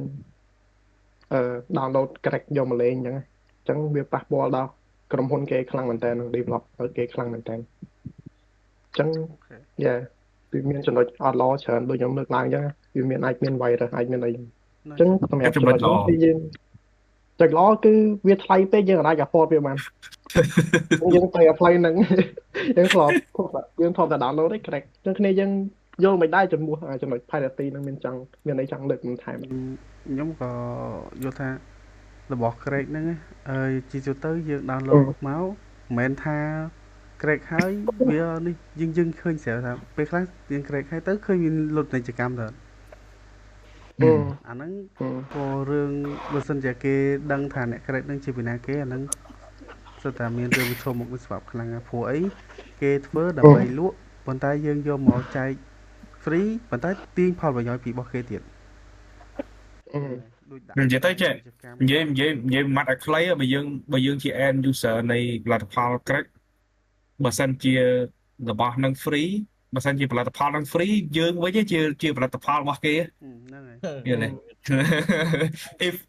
if it is free you are the product ចង់ចំណេញណាចំណងហ្នឹងចង់ចំណេញណាចំណងហ្នឹងដូចឧទាហរណ៍រឿងកុនអីគេ download មកបដាក់មក stream លើ website គេតែនាំតែយើងបានចុចមើលចុច play វា load ទៅ ad 3បន្តYeah you are the product ហ្នឹងហើយហ្នឹងតែនេះដូចយើងហ្នឹងមើលរៀន1ម៉ោងអី2ម៉ោងអីអត់ថេមើលអត់អាណា free មើលអីយើងអញ្ចឹងបងសុំកាត់ទីអញ្ចឹងពេលយើងចុច download click មានថាហ្នឹងដូច product download ណា product បង download នាងដែលមើលរៀងមើលអីទៅ load pop up មកអីគេណាប៉ាមកខ្ញុំយូរ10ម៉ែត្រអី BKX convert BK ប៉ាតោះចារូបមកកត់ហ្នឹងមិនត្រូវ pay លុយមែនទេ Premier រូបមកកត់ត្រូវ pay លុយអាហ្នឹងរូបមកកត់ហ្នឹង Premium យកហើយត្រូវឲ្យគេបង់លុយទៅគាត់ម្ដងទៀតអាហ្នឹងរឿងដែលវាខុសក្រមសីលធម៌ខ្លាំងហ្មងអត់ធ្លាប់ជួបមាន case មួយreal case មួយគឺមានថាខាងតៃវ៉ាន់ហ្នឹងគេមកស្រុកខ្មែរយើងគេមកធ្វើ app ឲ្យយើង free អញ្ចឹងគេ download នៅស្រុកយើងមានន័យថានៅស្រុកគាត់មានន័យថារាល់ការ download ទាំងអស់គឺ secure ទៅតៃវ៉ាន់តែដល់ពេលក៏មកដល់យើងគាត់មានន័យថាគាត់ថាប្រតិបគាត់ដដែលគាត់ search គាត់ download ហើយមានន័យថា search ហើយគាត់ file ទៅ install នៅក្នុង server នៅពេលដែលគាត់ install បានមួយថ្ងៃ encrypt file ខ្ទេចមានន័យថាគេបិទ file ខ្ទេចពេលខ្លះដូចបងនិយាយមុនលីហួយអញ្ចឹងពេលខ្លះយើងអត់ទាន់ល្បីគេអត់មាន lock អីយើងទេដល់ពេលដែលគាត់គេបាន ID យើងវាថាយើងជីននរណាឲ្យដឹងថាយើងជីននរណាអូខេនិយាយទៅយើងកាន់ល្បីអាផ្ទាំងស៊ីដែលគេបាញ់ទៅកាន់តែធំខ្ញុំមិននេះដូចភាសាកូនវត្តច្រើននិយាយនៅបាច់អង្គអាហ្នឹងបាច់អង្គសិនតែមន់ធំឧទាហរណ៍ថាឥឡូវតិចទៀតបាច់ចំមកមន់នោះវាធំចាប់យកទៅហើយបន្ទាប់ពីគេ encrypt វាហើយគេ message មកគេ mail មកគេ mail មកគេនិយាយថានៅពេលដែលវា alert lock unlock file ទាំងអស់នៅក្នុង server ហ្នឹងគេឲ្យយើង mail ទៅនឹងខាង Taiwan គេដោះស្រាយគេហ្នឹងដូចជាគេយក 7000 គេយក 7000 chip point មកមានថាគាត់ថាគេយក 7000 ហើយខាងថាយើងនិយាយថា hacker ខាង hack គេក៏មានកម្មសិលធម៌ដែរគេបង់លុយគេ unlock អីហើយយើងជួបធ្វើ server អីសាថ្មីអញ្ចឹងណាហ្នឹងជាអីដែលបងជួបគឺមានថា file download ដែរអានោះ file crack មានន័យថា file crack ហើយចុះដល់ពេលយើង pay គេយើង pay តាមណាទៅខាងតៃវ៉ាន់គេដោះស្រាយអញ្ចឹងមានន័យថាអ្នកដែលនេះហ្នឹងគេដោះស្រាយប៉ុន្តែគ្រាន់តែគេយកគេធ្វើ bill ឲ្យយើងមើលអញ្ចឹងអស់ 7000 យើងមិនមែនដោះស្រាយដោយសារតែវាមកធ្វើឲ្យយើង free ហើយវាអស់ 7000 ទៀតចានេះជាកំហុសគេអញ្ចឹងតែមានថាពេលខ្លះcountry currency ហ្នឹងក៏វាខ្លាំងដែរអញ្ចឹងពេលខ្លះអាហ្នឹងដូចជាគេបាញ់កប្រទេសណាគេ secure ប្រទេសដូចប្រទេសយើងអីបងគាត់ថានិយាយថា hacker គេអត់សូវខ្លាចអ្នក hack ទេគេខ្លាចបំផុតអ្នករៀន hack គេខ្លាចហ្មងមានអានេះគេអល់ហ៎អត់មានខ្វល់គេ hacker គេហ្មងគេមាន target របស់គេមាន target យកចំណុចនេះបើអ្នករៀន hack ទៅអើយរះហែងតិចលុកត្រប់ database អត់ share ប៉ុណ្ណឹងអញ្ចឹងឲ្យដល់ការឲ្យ Liverpool គាត់បន្តចំណុចរបស់គាត់តិចអូខេបងឥឡូវចំណុចទី2គឺ plagiarism ចឹង plagiarism ហ្នឹងគឺជាការ copy ការងាររបស់គេហើយថាហ្នឹងជារបស់យើងចឹងថាការងាររបស់គេដែលគេខំធ្វើមកហ្នឹងជារបស់យើងវិញឬក៏យើងយកមកថាជារបស់យើងធ្វើតែយើងអត់ឲ្យ credit ទៅម្ចាស់ដើមចឹងហ្នឹងហើយចឹងអាហ្នឹងឧទាហរណ៍ថាយើងលួចកូដគេឧទាហរណ៍ថាគេមាន SaaS គេមាន product អីមួយពីច្រើនយើងដឹងដូចឥឡូវឧទាហរណ៍ឲ្យងាយស្រួលគ្នាយើងយល់គឺ open source គេមានឧទាហរណ៍ WordPress ចឹងវាជា open source ចឹងចឹងមិនមែនបុគ្គលណាខលខូចគាត់ទៅ clone code ពីបើតាមខ្ញុំដឹងWordPress ដូចជា host នៅ GitHub វា open source នៅ GitHub អញ្ចឹងយើងទៅ clone code ពីហ្នឹងមកយើងយកទៅឆ្នៃកែ color កែទីទួចទៅថាជារបស់យើងអញ្ចឹងហ្នឹងជា example មួយនៃ plagiarism អញ្ចឹងគឺយើងយករបស់គេហើយយើងមកខែខ្លួនទីទួចទៅថាវាជារបស់យើងទាំងដែលយើងឲ្យ credit គេហ្នឹងហើយវាជាករណីហ្នឹងអញ្ចឹងគឺវាប៉ះពាល់មែនតើដោយសារ open source ឬក៏អ្វីមួយគេធ្វើឲ្យយើងយកទៅប្រើ free មែនប៉ុន្តែគ្រាន់តែយើងឲ្យ credit គេទៅគឺមានថា save to use ឬក៏ save to យកទៅ make អីចឹងដូចគ្នាស្គាល់ cursor IDE ស្គាល់ហ្នឹងហើយហ្នឹងមកពី cursor ហ្នឹងមកពី VS Code ឃើញ interface វាស្តៀងគ្នាគ្រាន់តែ cursor វាមាន AI នៅក្នុងហ្នឹងអញ្ចឹងណាអញ្ចឹងថាគេ fork ពី GitHub មកfork ពី VS Code មកហើយគេកែគេអីប៉ុន្តែគេឲ្យ credit ទៅ VS Code អញ្ចឹងបានគេ public ដល់សប្តាហ៍ថ្ងៃអញ្ចឹង cursor ហ្នឹងរៀងធំដែរហ្នឹងវា $1 million company ដែរអញ្ចឹង cursor ហ្នឹងហើយ startup គេលឿនមែនតើចេញភ្លាមទុះភ្លាមមក cursor ចឹងនេះគេមានថាគេឲ្យ credit គេអីអញ្ចឹងគេអាចថលុយបានដល់សប្តាហ៍ថ្ងៃអញ្ចឹងលីហូអីថា plagiarism ជាការចម្លងរបស់គេយកមកប្រើប្រាស់ខ្លួនឯងថានឹងជារបស់ខ្លួនឯងហ្នឹងហើយអត់ឲ្យ credit ចុះដល់ពេលប្រឡងឈប់មានម្ដងឡងស្ទងនេះរបស់ខ្លួនឯងអត់មានតែ credit គេក៏ឲ្យមើលគិតវិញទេឲ្យវាអត់កើតទេណាវា affect ដល់យើងឲ្យវាពលដល់ផ្ទះដើមហ្នឹងហើយអានេះងងការដៃក៏ចង់បានគេអញ្ចឹងធ្វើជាងត្រូវហើយចាំមើល final ចំខែ11ទៅពីណាចម្លងខ្ញុំចម្លងស្អែកឡើងប្តឹងហ្មង សុំ credit តែដាក់ចម្លងពីគុណវត្ត តែខ្ញុំពេលការលើខ្ញុំថាខ្ញុំយកពីមិត្តភ័ក្តិរបស់ខ្ញុំឯងបងគ្រូខ្ញុំឲ្យ credit ហើយដោះលីហួរតទៀត ហ្នឹងហើយឧទាហរណ៍ទៀតដូចជាឧទាហរណ៍ថាសូម្បីតែ UI ដូច mobile app ឬក៏ web អីគេមាន design UI របស់គេមួយហ្នឹងក្រុមហ៊ុនគេមួយអញ្ចឹងសូម្បីតែយើងយកពីគេមកឲ្យកែអីក៏យើងគួរតែដាក់ថា inspire by អីមួយអញ្ចឹងទៅពីណាមកអញ្ចឹងទៅយើងអត់មានយកមកឲ្យដាក់ថាបង្កើត domain ទាំងអស់ពី0មកយើងអត់គួរធ្វើអញ្ចឹងអាហ្នឹងក៏ខុសក្រុមសូម្បីតែអីហ្នឹងក៏ត្រូវតែ yes សូម្បីតែ design និយាយទៅ UI design អញ្ចឹងហ្នឹងហើយសូម្បីតែ function អីចឹងយើងយក copy ពីគេមកក៏យើងគួរតែដាក់ថាcredit ឲ្យអ្នកសរសេរពីដើមមកអញ្ចឹងដូច extract from image អញ្ចឹងអានេះរបស់ធ្ងន់ណាគេខំកាត់ function មកវាធ្ងន់ណាដូចយើងបោះតែ text ចូលទៅវា read យើងបោះតែ image ចូលទៅវាទៅ read text ចេញពី image ហ្នឹងអញ្ចឹងណាហ្នឹងហើយអញ្ចឹងអានេះវាពិបាកមែនតើអញ្ចឹងគួរតែដាក់ credit ឲ្យគេអញ្ចឹងយើងអាចទៅ copy ទាំងអស់មកហើយថាហ្នឹងយើងអ្នកធ្វើធ្វើចឹងសម្រាប់ចំណុចនេះគ្នាយើងមានអីលើចង់ add បន្ថែមទេខ្ញុំគិតមិនដែរអត់អីចំណុចហ្នឹងវាបងគិតថាចំណុចហ្នឹងវាសម្បូរសម្រាប់ខ្លួនបងក៏មានអញ្ចឹងណាបាទតែបងសំខាន់យើងអត់ public យើងនិយាយថាហ្នឹងហើយគេថាឥឡូវ project គូដាក់ឲ្យហ្នឹងមានន័យថាឥឡូវយើងយក library គេមកប្រើបើសិនជាបងអត់ដាក់ឈ្មោះបងឲ្យ credit ទៅ flow by ក៏វាមិនកើតទេត្រូវទេអត់ទេបងបើសិនជា library អីវាអត់អីព្រោះវាឃើញ package នៅក្នុងហ្នឹងដូចយ៉ាប៉ុន្តែវានិយាយចឹងវាចូល cache នៅទៅចូល cache ហ្នឹងដែរចឹងអត់អីចាំពេលបងឡើងកែអាហ្នឹងបងដាក់ credit ឲ្យខាងបាទខ្ញុំឯង library គេចង់បន្តនេះតែដល់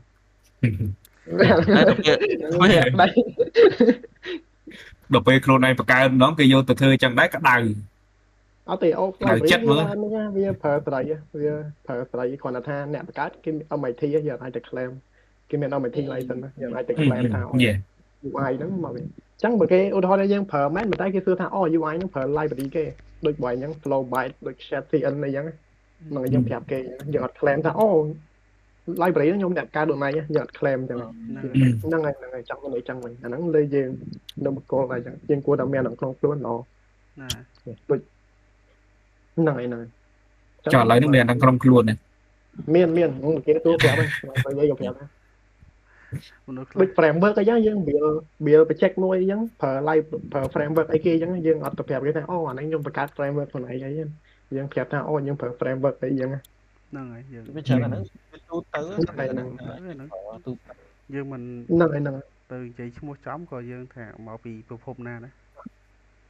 អូខេបងអីទេលីហួរអាចតបាទអាហ្នឹងយើងវាអត់សមយើងយករបស់គេប្រើយើងថាយើងធ្វើហ្នឹងអញ្ចឹងចំណុចទី3គឺ IP tip អញ្ចឹងមានថាការ IP tip មានថាការលួចទិន្នន័យសំខាន់មួយឧទាហរណ៍ថាបុគ្គលហ្នឹងគាត់ធ្វើការនៅក្រុមហ៊ុន A អញ្ចឹងគាត់ជា developer គាត់ទៅធ្វើ project ស្អីអញ្ចឹងភាគច្រើនបើក្រុមហ៊ុនមុំអីគេអត់ទៅធំអញ្ចឹងគេអត់ទៅមាន department ច្រើនអីមានតែឧទាហរណ៍ថា start up software solution អញ្ចឹងមាន developer មានអីអញ្ចឹងទៅមាន developer មាន founder មានអីអញ្ចឹងទៅអញ្ចឹង developer ហ្នឹងគាត់ប្រកាសជាមាន credential ឧទាហរណ៍ថាបើគាត់ប្រើ AWS គាត់មាន key មានអីហើយថាគាត់ឧទាហរណ៍ថាប្រើ file storage S3 អីចឹងរបស់ AWS អញ្ចឹងគាត់ប្រកាសជាមាន key ដើម្បី access ទៅហ្នឹងហើយអញ្ចឹងអាហ្នឹងទៅថាក្រុមហ៊ុនស្តាប់ហៅ pay លុយ pay អីអញ្ចឹងឧទាហរណ៍ថា hosting ណា hosting លើ server ហ្នឹង IP គេអញ្ចឹងហើយ infra របស់គេមិនអញ្ចឹងគាត់ស្ទើរតែមាន flow មានអីមកហើយអញ្ចឹងបើយើងចេញពីក្រុមហ៊ុនហ្នឹងយើង share អាហ្នឹងគឺអាហ្នឹងក៏ខុសក្រុម server ណាអាចជាប់ឈ្មោះជា IP tip ហ្នឹងហើយដូចប្រើរបស់គេទាំងដែលយើងអស់សិតជាបុគ្គលិកនៅកន្លែងគេហ្នឹងមែនហ្នឹងហើយទោះយើងជាបុគ្គលិកបើយើងតែបង្កើត project ផ្សេង clone ពី project ក្រុមហ៊ុនហ្នឹងក៏ខុសដែរអូខេយល់ហ្នឹងហើយដូចអានេះខ្ញុំបើហ្នឹងហើយបងហ្នឹងហើយខុសក្រុមដូចយើងក្រុមហ៊ុនយើង build project ឧទាហរណ៍ថា project PS ហ្នឹងទៅហើយដល់ពេលយើង freelance ក្រៅម៉ោងការងារគេផ្សេងគេចង់បាន PS ដែរបើយើង clone code ពីក្រុមហ៊ុនមកទាំងអស់វានេះណា យើងលឿនមែនប៉ុន្តែវាខុសក្រមសីលធម៌វាប៉ះពាល់ដល់គេអាហ្នឹងបើគេ បើសិន តែ គេ មានរឿង ចាប់ ណា បានទៀតក៏ជាតកតងមួយច្បាប់ណា ហ្នឹងហើយទោះបច្ចេកហ្នឹងយើងទៅតែឯងទាំងអស់ក៏ដោយក៏យើងអត់ទៅអញ្ចឹងដែរ ប៉ុន្តែបើតាម in case ហើយអ្វីដែលយើងនិយាយគ្នាពីដើមមកយើងសិតតែមានយើងសិតតែដឹងហើយអំពី employee agreement អាហ្នឹងវាសិតតែមានហើយក្នុងហ្នឹងបើសិនជាដឹងហើយនៅតែប្រព្រឹត្តទៀតអាហ្នឹងក៏ដឹងធ្វើមិនដែរមានតែដូចនិយាយគុកមានតែគុក គុកអាហ្នឹងតាមនេះដែរបងតាមគេផាន់នេះជាងមិនដែរគេប្រកាសជា list ក្នុងកងត្រាយបើមិនជាយើងល្មើសលើករណីហ្នឹងអាចចេះចឹងទៅតាមក្រុមហ៊ុនគេ list មកក្នុងកងត្រាយអញ្ចឹង ច្រើនធ្វើមិនអេតតែណា បាទគេច្រើន terminate បុគ្គលិកចោលឬក៏និយាយទៅបាត់បង់ការងារពេកច្រើន ខ្មែរយើងដូចមិនថ្នាក់ដល់ជាប់គុកទេគាត់ថាបើដេញចោលធ្ងន់ មានមិនតិចទេវាតិចទេ បើតាមខ្ញុំដឹងបើនៅវិស័យធនាគារប្រហែលអាចជាប់ដល់ថ្នាក់ហ្នឹងមែនសំខាន់សំខាន់ មានគេ សំណងឲ្យពន្ធនាគារទៀត ហើយ សំខាន់ blacklist ពី industry នឹងទៀត ទៅមើល stand up អីវាភាគតិចហ្នឹងហើយ បើលើ stand up ខ្ញុំមកទៅដឹងដែរបើតាមបទពិសោធន៍ខ្ញុំពេលដែលខ្ញុំធ្លាប់ដូរកន្លែងការងារមួយអញ្ចឹងពីកន្លែងចាស់ឧទាហរណ៍ខ្ញុំឈប់កន្លែង A ខ្ញុំទៅកន្លែង B អញ្ចឹងនៅពេលដែលថ្ងៃខ្ញុំឈប់ជា official ហ្មងណាអញ្ចឹងខ្ញុំលុបកូដចេញទាំងអស់ពី laptop ខ្ញុំមក ទុកស្អីទុកកជិះក្បាល អូយធំយើងអាចទុករៀនអញ្ចឹងតែយើងអត់ចង់ធ្វើតែយើងលុបចេញ តែមានអ្នកគេមក check អត់គេអត់ check ទេគេអត់ check ទេ អូនេះយើងធ្វើចេញ តែនេះលើខ្លួនយើងហ្នឹងហើយយើងហ្នឹងហើយបើយើងទុកចឹងយើងនៅ feel guilty ដូចខុសអីចឹងហ្នឹងយើងលុបចេញ ហ្នឹងហើយ អានេះលើបកគលអាហ្នឹងបើយើងគិតថាធ្វើចឹងxong បើតាមមានវិធីមួយទៀតគឺបើសិនជាយើងជាក្រុមហ៊ុន IT ហ្មងដូចអាហ្នឹងសំខាន់ណាស់ទៅលើផ្នែកផលិតវិញ IT support ហ្នឹងទៅលើមានន័យថាគ្រប់ developer ទាំងអស់គេមាន laptop ឬក៏គេមាន ហ្នឹងហើយក ុំព្យូទ័រប្រើដាច់ដោយឡែកប្រើរបស់ខ្លួនឯង បាទរបស់ក្រុមហ៊ុន អាហ្នឹងគេបិទ access ហើយតាំងពី class តាំងពី copy តាំងពី internet តាំងពីអីមិនថាយើងចេះតែឧទាហរណ៍ឥឡូវចង់ទៅពេលដែលចង់និយាយថាពេលខ្លះនៅខាងគេហៅថា helpdesk ខាង helpdesk ហ្នឹងគេដឹងថានៅពេលដែលឧទាហរណ៍បើសិនយើង copy អីចេញឬក៏យើងដកខ្លះចូលកុំព្យូទ័រគេឲ្យ copy អីអាហ្នឹងគេសិតតែ tag ដឹងអស់គេប្រើ event lock អាហ្នឹងក៏ជា security មួយទៀតដែលយើងអត់បាននិយាយពីខាងលើអញ្ចឹងនៅក្នុងក្រុមហ៊ុន IT security helpdesk ហ្នឹងវាខ្លាំងដែរត្រូវយល់ពី algorithm អស់ហ្នឹងអញ្ចឹងណាតែបើថាអូលីហ៊ូឯងថាធ្វើគេថាខ្ជិលទុកអាហ្នឹងអូខេមានន័យថាម៉េចបើសិនជាក្រុមហ៊ុនហ្នឹងដូចជាក្រុមហ៊ុនលីហ៊ូឯងនិយាយ start up ឯងត្រូវហើយហ្នឹងហើយបងយើងប្រើកុំព្យូទ័រខ្លួនឯងហ្នឹងធ្វើម៉េចអាហ្នឹងយើងថាក្រុមធ្វើខ្ញុំអែមដែរអញ្ចឹងណាខ្ញុំហ្នឹងហើយក្រុមធ្វើខ្ញុំអែមដែរយើងលុបចោលទៅតែស្ដាយធំបើទុកអង្គុយរៀនចំណេញតែកុំយើងអត់ឡងទៅអូមានកូនចិត្តនឹងដែរមាននេះយើងអាចរៀនអញ្ចឹងដូចទីនីយើងទៅទេយើងទៅតែកន្លែងយើងត្រូវរៀនពីគេតែទៅពេលចេញទៅយើងអត់នេះប៉ុន្តែដូចថាបើសិនជាយើងទុកធម្មតារៀនវាមិនប៉ះពាល់ដល់សិលធម៌របស់យើងទេតែខុសក្រមសិលធម៌បងវាមិនប៉ះពាល់ច្បាប់វាខុសក្រមសិលធម៌អានេះយើងមានតែសុំគេណាបងខ្ញុំសុំសុខកូដយើងតែបើយើងយកវាទៅប្រើអីហ្នឹងអាហ្នឹងខុសហើយតែបើយើងទុកតែយើងមិនយកទៅប្រើបើយើងទុកក្នុងគោលបំណងមួយថាពេលខ្លះដូចនិយាយក្រមសីលធម៌យើងអែមដែរ credit ក្រមសីលធម៌យើងយកទុករៀនវាតែយើងសុំគេសិនយើងសុំសិតគេខ្លាចនេះទេខ្លាចថាយើងយកកូដហ្នឹងមកយើងយកទៅរៀនប៉ុន្តែចៃដន្យយើងលក់កុំព្យូទ័រហ្នឹងឬក៏យើងឲ្យប្អូនក្រោយទៅប្អូនឃើញអាហ្នឹងថាអូបោះបងអញហ្នឹងគឺគ្រូទៅច្រើនដូចគ្រូច្រើននិយាយយកផ្ទេកុំព្យូទ័រឲ្យប្អូនយកដល់ប៉ាតអីបែកធ្លាយកំហុសយើងទីអញ្ចឹងអាហ្នឹងនៅក្នុងកងត្រាក៏គេអត់បានចែកដែរកុំឲ្យតា leak source code ណាតែបើមិនជាយើងទុករៀនក៏គេអត់ដូចជាអត់បានចែកក្នុងកងត្រាដែរគាត់ថាហ្នឹងយើងមានអារម្មណ៍ដូចអត់ទៅនេះលុបចោលច ចឹងគ្នាយើងអត់ដូចជាមានចំណុចអីត្រូវលើកឡើងលើ IP តិច អត់ទេបង យើងជជែក តែបើទៅ គ្នា អូ បាន ខេ អស់បាយដែរ បាទអញ្ចឹងឥឡូវខ្ញុំមាន real case real world case ជាក់ស្ដែងចំនួន2ដែលខ្ញុំចង់លើកមកនិយាយអញ្ចឹងទី1ហ្នឹងគឺ Apple ប៉ះជាមួយនឹង Samsung យ៉ាងហ្នឹងអញ្ចឹងការនៅឆ្នាំ2011 Apple ហ្នឹងចោទ Samsung ថា copy design របស់ Apple copy design 1 feature 2ហ្នឹងហើយអញ្ចឹងApple ហ្នឹងចោទប្រកាន់ទៅ Samsung ថាទូរស័ព្ទរបស់ Samsung ពេលហ្នឹងដែលចេញមកហ្នឹងវាមានអាកោងអ្នកគ្នាយើងអា iPhone វាមានអាកោងហ្នឹងវាកោងកែម កែមកោ ហ្នឹងហើយអញ្ចឹងគិតថាcopy ហ្នឹងហើយអាហ្នឹងមួយហើយទី2 icon របស់ Samsung ពេលហ្នឹងស្រដៀង iPhone ដែរ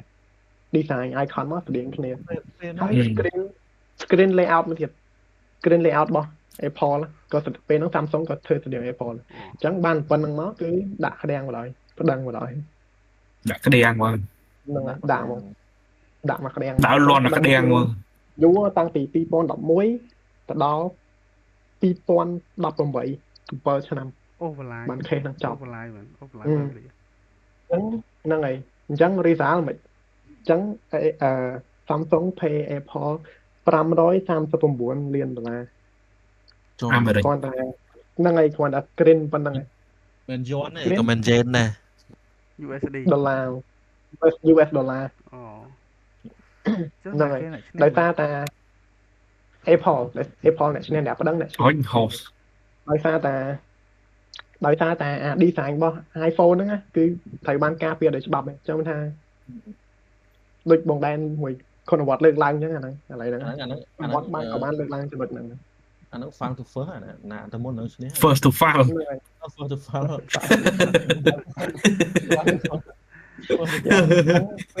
ពេលដែលក្រុមហ៊ុននឹងធំទៅគឺត្រូវប្រយ័ត្នមែនតើណាគាត់តែប៉ុណ្្នឹងអស់500លានច្រើនមែនតើយើងគិតដល់ទេតែ តិចខ្លាំងក្រុមហ៊ុនធំមុនអញ្ចឹងគេថាមុនជាគេចេញបច្ចេក structure មកគេចុះជីឲ្យបាត់ហើយហ្នឹងហើយអត់មានអត់ទេអាហ្នឹងគេមិនទាន់ធ្វើហ្នឹងដូចគេចុះជីបាត់ហើយគេថាគម្រោងគេនឹងចេះហ្នឹងហើយចុះក្នុងតាំងពីក្នុងគម្រោងបែបដល់មានខែអីផ្សេងហ៎មានផ្សេងមានហ្នឹងទេហ្នឹងអាខាសមកហ្នឹងគឺគេចុះឲ្យតែប៉ះអាលៀកឯងប៉ះអាលៀកហ្នឹងប៉ះអាលៀកមើលសុំប៉ះតិចមើលអត់ទេអាលៀកអញ្ចឹងខេសទី2គឺ Oracle ប៉ះជាមួយនឹង Google គឺធ្វើការផ្តឹងផ្ដល់គ្នាជាមួយនឹង Google អញ្ចឹងបញ្ហាគឺ Oracle ហ្នឹងប្រាប់ថា Google ហ្នឹងប្រើ library មួយដែលក្នុងភាសា Java អញ្ចឹង Oracle ហ្នឹង Oracle បានបង្កើត library មួយដោយប្រើភាសា Java តែឲ្យផ្ដង់ផ្ដល់ទៅGoogle ថាGoogle ហ្នឹងយក library ហ្នឹងទៅប្រើដោយអត់ទៅ say Android ដោយអត់មាន permission ណាអញ្ចឹងអត់មាន permission អត់មាន license ទេតែយកទៅប្រើអញ្ចឹងហ្នឹងហើយហ្នឹងការផ្ដង់ផ្ដល់ហ្នឹងហើយប្រើរបស់គេតែអត់មានយកមកហ្នឹងជាប្រភេទ open source ឬក៏ library គេមកខ្ញុំមានចំណុចចង់លើកកន្លែងមុនខ្ញុំនិយាយខុសចង់កែហ្នឹងតិចមុនហ្នឹងណា library ហ្នឹងមិនមែន open source ទេយល់អត់ library ហ្នឹងរបស់ Oracle ហ្នឹងមិនមែន open source ទេហើយដោយសារអញ្ចឹងបានប្តឹងផ្ដល់គ្នា Oracle ប្តឹងថាGoogle ហ្នឹងយកកូដរបស់យក library ទៅប្រើទាំងអត់មាន permission ណាប៉ុន្តែ Google ឈ្នះដោយសារថាពេលដែលប្តឹងផ្ដល់គ្នា code នៅតុលាការអញ្ចឹងប្រាប់ថា copy ហ្នឹង fair to use វាអត់អីវា legal អញ្ចឹងទៅបាន Google ឈ្នះចំណុចហ្នឹងខ្ញុំដឹងខ្ញុំដឹងហ្នឹងហើយខ្ញុំអត់ដឹងមិនដែរបានគេដឹងដល់ថ្នាក់ហ្នឹងចាគ្រាន់តែ line of code ក៏គេដឹងខ្ញុំឆ្ងល់គេ track មិនដែរកន្លែងហ្នឹងចុះ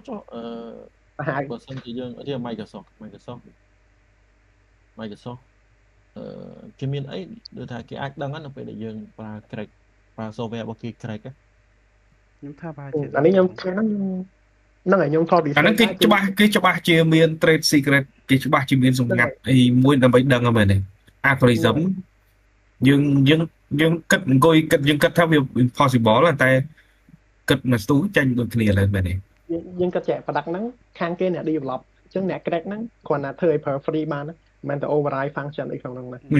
Yeah ត្រូវអញ្ចឹងគេអាច spend ពីមួយថាអូ laptop model ណាប្រើអញ្ចឹងណា គេខ្លួនគាត់ជាស្ដែងតាក់ទងមួយនឹងទូរស័ព្ទ iPhone ណាដែលគាត់ភ្លេចiCloud ទេថា Apple ID Apple account ថាមិនបានជាយើងអាចទៅ override លើរបស់គេបានព្រោះម៉ាស៊ីនហ្នឹងគេដាក់ធ្វើមកឲ្យគេមាននិយាយទៅគេកត់រាល់ការកត់ត្រានិយាយទៅគេ lock ទុកនៅក្នុង server និយាយទៅគ្រាន់តែហៅថាឥឡូវខ្ញុំនិយាយតែ serial number របស់ទូរស័ព្ទហ្នឹងខ្ញុំអត់ដឹងថាអីគ្រាន់តែ number គ្រាន់តែ unique identifier ហ្នឹង online ភ្លាម lock